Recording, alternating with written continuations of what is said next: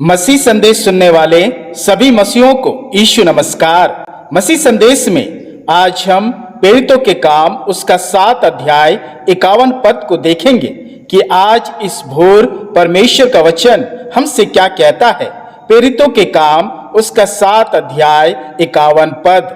हे हठीले और मन और कान के खतना रहित लोगों, तुम सदा पवित्र आत्मा का विरोध करते हो, जैसा तुम्हारे बाप दादा करते थे वैसे ही तुम भी करते हो। मेरे प्रियो, आज का वचन हमारे मन और कान के खतना रहित होने की बात करता है। मन और कान के खतरा रहित होने के कारण ही हम सदा पवित्र आत्मा का विरोध करते आ रहे हैं, और ये आज से नहीं बल्कि हमारे बाप दादा से हमारे मन और कान हठीले हैं। मेरे प्रियो, स्तिफनुस ने मरने से पहले शरीर के ये 2 अंग मन और कान के खतना की बात करता है। क्यों एक मसीही व्यक्ति के लिए मन और कान का खतना जरूरी है? स्तिफनुस कहते हैं कि जिसके मन और कान का खतना नहीं हुआ है वो हठीले हैं, क्योंकि ऐसे लोग पवित्र आत्मा का विरोध करते हैं, भविष्यद्वक्ताओं को सताते हैं, संदेश देने वालों को मार डालते हैं और व्यवस्था का पालन नहीं करते हैं। इसलिए मेरे प्रियो, एक विश्वासी के लिए उसके मन और कान का खतना जरूरी है।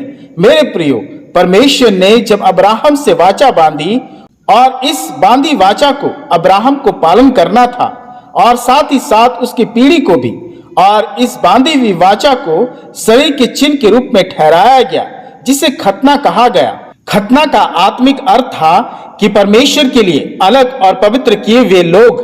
उत्पत्ति उसका 17 अध्याय 1 से 2 और 9 से 10 पद। जब अब्राहम 99 वर्ष का हो गया तब परमेश्वर ने उसको दर्शन देकर कहा, मैं सर्वशक्तिमान ईश्वर हूँ, मेरी उपस्थिति में चल और सिद्ध होता जा।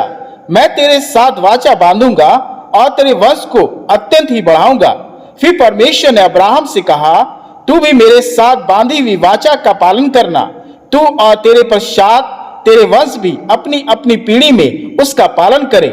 मेरे साथ बांधी हुई वाचा जिसका पालन तुझे और तेरे पश्चात तेरे वंश को करना पड़ेगा, वह यह है, तुम में से एक पुरुष का खतना हो। मेरे प्रियो, परमेश्वर ने वाचा बांधी और इस वाचा का पालन करना ही इजरायलियों के लिए खतना था। लेकिन जब परमेश्वर ने अपने पुत्र यीशु मसीह को भेजा तो यही खतना शरीर के बाहरी अंग से मनुष्य के भीतरी अंग उसके स्वभाव में होना चिन्ह के रूप में ठहरा।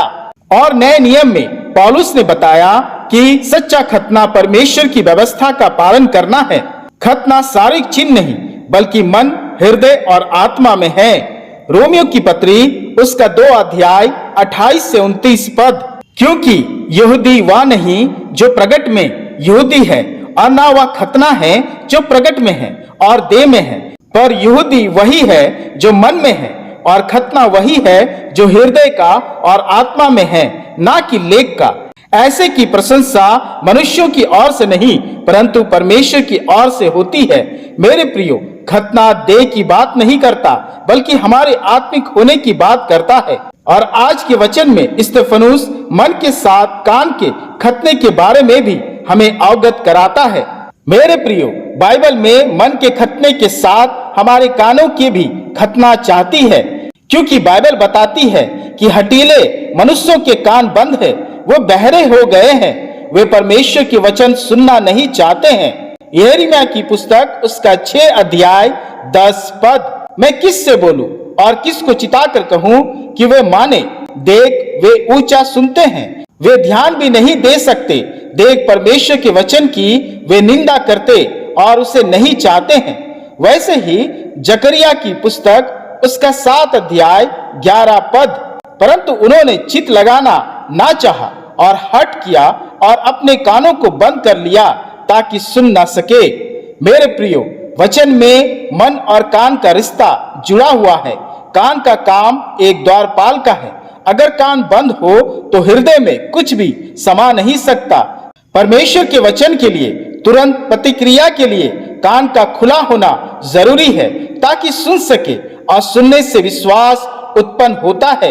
रोमियो की पत्री उसका 10 अध्याय 17 पद। अतः विश्वास सुनने से और सुनना मसीह के वचन से होता है। इसलिए मेरे प्रियो, एक विश्वासी का मन और कान दोनों का आत्मिक खतना होना जरूरी है, अर्थात कान से परमेश्वर के वचन को सुनकर हृदय में बसाना, ताकि हम पवित्र बने रहे, हठीले ना हो। और आज कई मसीही जीवन को इस खतने की आवश्यकता है, क्योंकि आज भी कई मसीही जीवनों के कान और हृदय दोनों ही बंद है। इसलिए स्तेफनोस कहते हैं कि तुम हठीले हो गए हो, क्योंकि तुम मन और कान से खतना रहित हो, और जैसे बाप दादा करते आ रहे हैं वैसे तुम भी करते हो। मेरे प्रियो, आइए वचन के अनुसार हम अपने मनों को और कानों को आत्मिक रूप से खुला रखें, ताकि एक पवित्र जीवन का आनंद ले सके। परमेश्वर अपने वचन के पढ़े और सुने जाने के द्वारा हम सबों को बहुतायत से आशीष दे। आमीन। आइए हम प्रार्थना करें। हे सशक्तिमान परमेश्वर, इस भोर हम तेरा धन्यवाद करते हैं कि तेरे भलाई और अनुग्रह की सामर्थ से हमने आज के इस दिन को पाया है। हम स्वस्थ हैं, ये तेरी अपार दया है। हे पिता, आज के संपूर्ण दिन को हम तेरे हाथों में सौंपते हैं और धन्यवाद देते हैं आज के तेरे वचन की अगुवाई के लिए, कि हमारे निरंतर बलवा के बावजूद तूने हमें त्याग नहीं दिया। हमारे मन और कान के हठीले होने पर भी तूने हमसे अपना रिश्ता ना तोड़ा, बल्कि हमसे अपने से बढ़कर प्रेम किया। हे पिता, तूने हमसे वाचा बांधी और हमने ही अपने मन और कान दोनों बंद रखे, तेरे वचन को नहीं सुने। इसलिए आज तेरी पवित्रता और आशीष से हमसे दूर है। हे पिता, इस घड़ी मैं अपने सभी परिवारों के लिए प्रार्थना करता हूँ कि हमें क्षमा कर और हमारे हृदय और कान को आत्मिक रूप से खोल, ताकि तेरी आवाज और वचन को स्पष्ट रूप से हम सुन सके और एक पवित्र जीवन का आनंद ले सके। हे पिता, आज कई विश्वासियों के हृदय और कान बंद है, उनके हृदय और कान को खोल दे। हम विश्वास योग्य बने, ईमानदार बने, तेरी वाचा और प्रतिज्ञाओं को जिम्मेदारी और भलाई से निभाए, तेरी आज्ञाओं और वचनों का पालन करें, ताकि बहुतायत का जीवन हम तुझसे पाने पाए। ये तेरी अपार करुणा है कि तू अब तक हमसे प्रेम करता है। हे पिता, हम पर दया कर और इस प्रार्थना को अपने प्रिय पुत्र प्रभु यीशु मसीह के नाम से ग्रहण कर। आमीन, आमीन।